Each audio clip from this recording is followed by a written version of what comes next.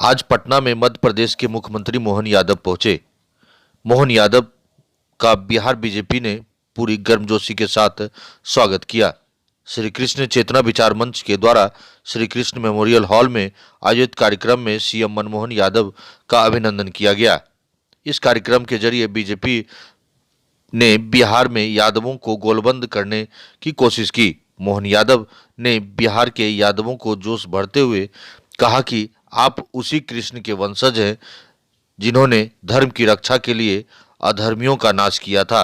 मध्य प्रदेश के मुख्यमंत्री मोहन यादव ने कार्यक्रम को संबोधित करते हुए माता सीता की धरती पर आकर खुद को धन्य बताया और कहा कि श्री राम की जन्म तो पहले से ही सभी के लिए प्रेरणा देने वाला रहा है, लेकिन जब उनके साथ माता सीता आई तो उनकी महत्ता और भी महान हो गई।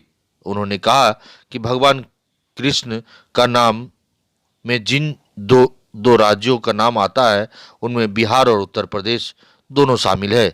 आइए सुनाते हैं उन्होंने क्या कुछ कहा। बहुत बढ़िया, एकदम प्योर रिफाइंड यादव है। इसके बाद श्री दिनेश यादव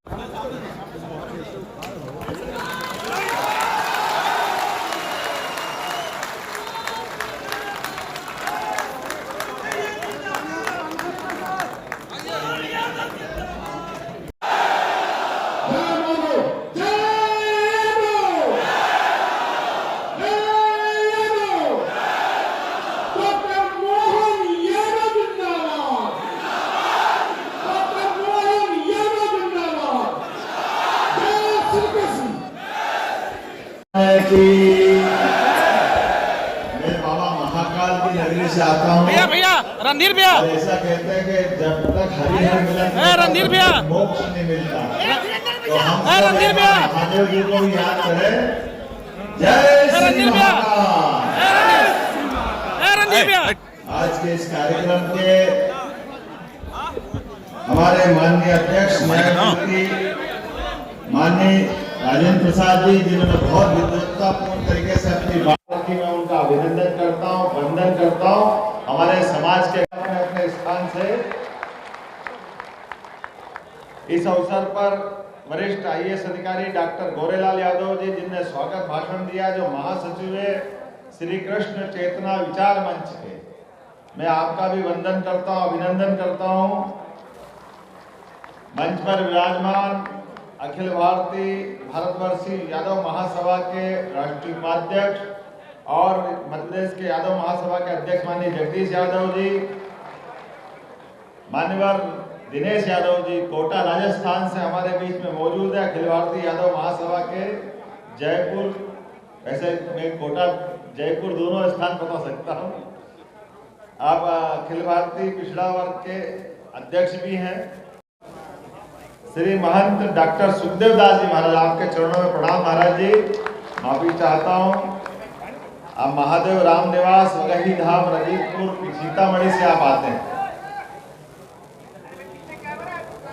इस अवसर पर मैं हमारे बहुत वरिष्ठ नेता, विधायक, मंत्री, अध्यक्ष, बहुत सारी जवाबदारी जिन्होंने निभाई, माननीय नंद किशोर यादव जी जो सामने बैठे हैं, हमारे लिए बहुत सम्मान की बात है, बड़ी बात है। मैंने कहा था भाई साहब यहाँ बैठिए, आपने कहा नहीं मैं सबके साथ बैठूंगा, तो जोरदार तालियां बजाएं माननीय नंद किशोर यादव जी के।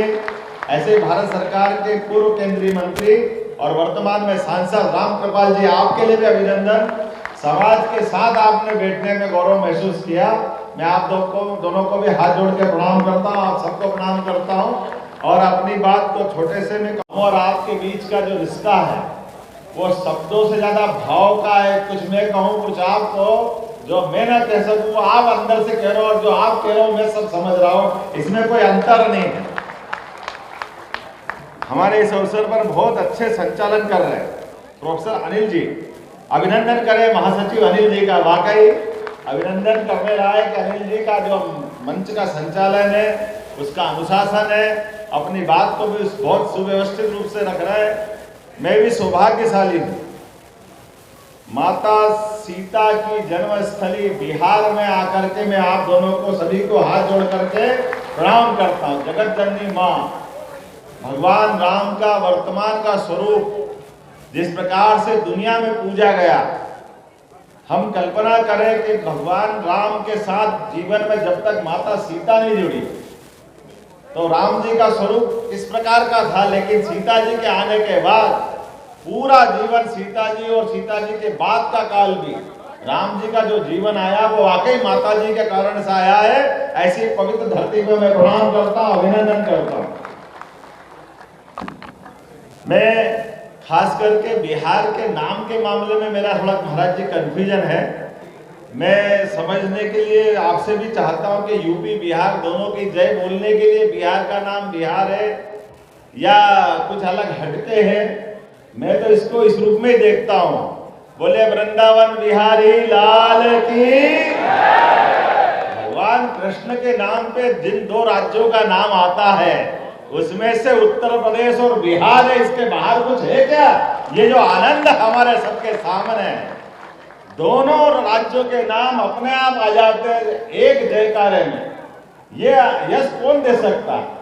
ये केवल एक ही नाम दे सकता है जिसका एहसास हम सबको है।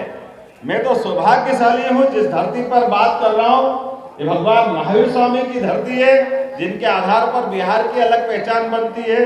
सम्राट अशोक की धरती है। सम्राट अशोक का मध्य प्रदेश और उज्जैन से खास करके एक अलग रिश्ता रहा है। अशोक 10 साल तक उज्जैन में कुमार करके थे तत्कालीन समय में, जिनकी संघमित्रा और महेंद्र 2 संतानें भी हुई थी। और ये हजारों साल से अपना मध्य प्रदेश और बिहार का रिश्ता रहता आया है। जो यहाँ सम्राट बनता था पहले वहाँ वो राज्यपाल करके काम करता था, गवर्नर करके काम करता था, और उसके बाद वो मगध में आते थे। पूरे देश के शासन संचालन में मध्य प्रदेश की भूमिका रहती थी। और बाबा महाकाल की नगरी, जहाँ से राजा सूरसेन यादव की लड़की से भगवान कृष्ण का 5वां विवाह हुआ, जिसका नाम मित्रविंदा है। भगवान की शिक्षा दीक्षा भी वहाँ हुई। कई बार कोई लोग अपने समाज को कहते हैं कि शिक्षा की बात का महत्ता बताएं, तो जरूर बताना चाहिए, माननीय न्यायमूर्ति जी ने भी कही है।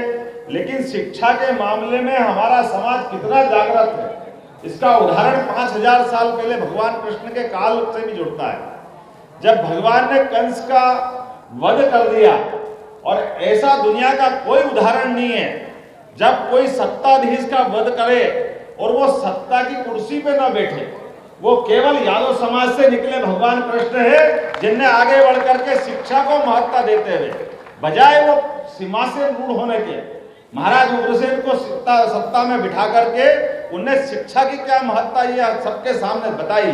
और हमको सबको मालूम है, एक ऐसे विद्यार्थी के नाते से भी उनकी पहचान है जो 5000 साल पहले उज्जैन में शिक्षा ग्रहण करने गए।